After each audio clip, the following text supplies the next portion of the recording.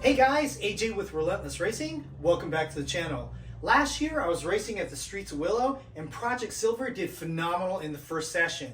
However, right before the second session, this happened. No start. What the hell? In the first session, she ran great. What do? All the lights were on the dash, so she had power. Is it the clutch switch? Maybe, but she was just working. The rest of the day, I had the guys push start me and she worked fine. So maybe we've got a bad starter. Understanding how a starter works can help you diagnose it if there's an issue. This is a starter out of an MR2 Spyder. It is grounded via the body when it's attached to the transmission. This pole here is for 12 volt positive constant power directly attached to the battery.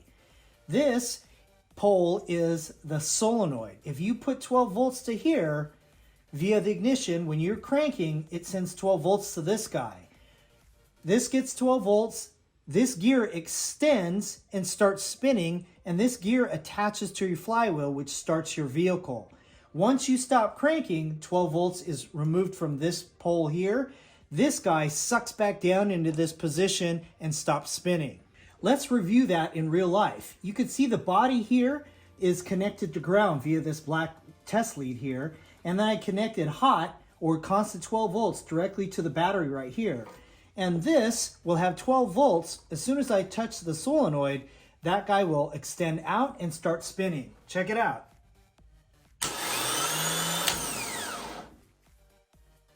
Typically with starter systems, if you're having an electrical problem, chances are you're not getting the 12 volt cranking signal to this guy.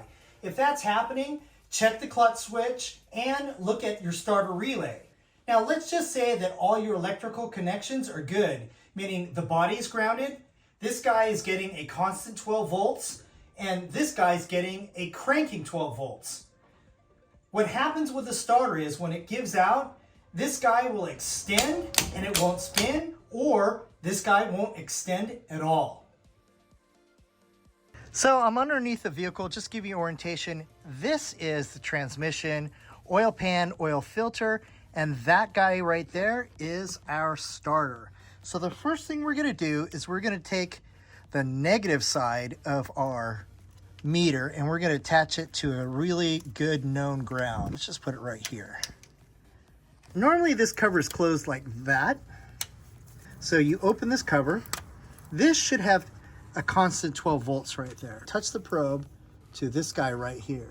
And check that out. That's got 12 volts right there, okay? And then we're gonna release the little black pin, or connector rather. It's this guy right here. There it goes. Kind of have to give it a little push. We have to put the probe right in there. And then when someone starts the thing, when turns the key over, that should go to 12 volts. Place your test probe in the black connector. Just like my professor used to say, the numbers never lie. We have successfully proven that the electrical is functional. The body's grounded, we have constant 12 volts at starter power, and we have cranking 12 volts at the solenoid. We have a defective starter. Before we start playing with the electrical connections on the starter, let's disconnect the negative side of the battery.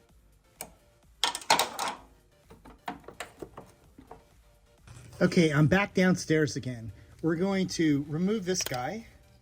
There is a 12 millimeter right there. We've already disconnected this connector as well.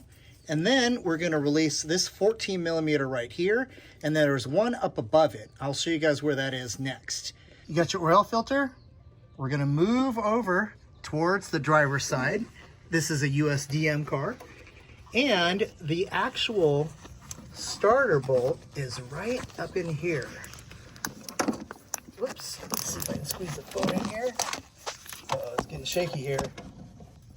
Let's see, where is that guy? There it is right there. Right in the center of the screen is the other 14 millimeter that we have to remove.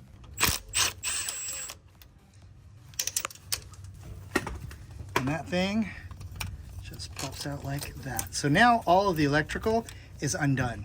All right, first this 14 right here. And let's get the second 14.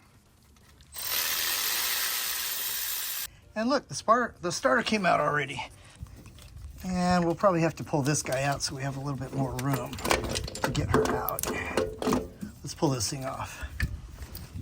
This is the oil pressure sensor. And give this thing a little wiggle, and we can get her out. Okay, I think I got her in a good position to pull her out. And there's our starter right there. Okay. Okay, here we go. Kind of stick it in like this. Kind of have to get it in there. Turn just a little bit. Oh, look at that. Oh, there we go. Oops.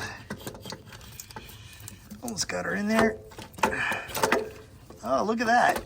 Got her in there one-handed. Get down.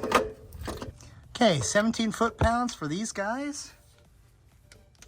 And we have to do 17 foot-pounds on the other side. 17 foot-pounds on this one. Now we're going to connect all the connectors back up. So let's put in this guy first. Kind of give it a good snap. And then we'll do this one right here. I got to put the nut on there. And then we could put, don't forget this guy as well, your oil pressure sensor. And 52 inch-pounds for this 12 millimeter power line. Looking good. Don't forget to close this cover, give it a little snap, and we're out. Let's go back to the top. Now we're just gonna put this guy back on the ground and give her a little snug. And now let's test her out. Okay, the moment of truth. Push your clutch in, put your key into the ignition, and that is a really good sound. This is AJ with Relentless Racing. Stay relentless, and I'll see you at the track.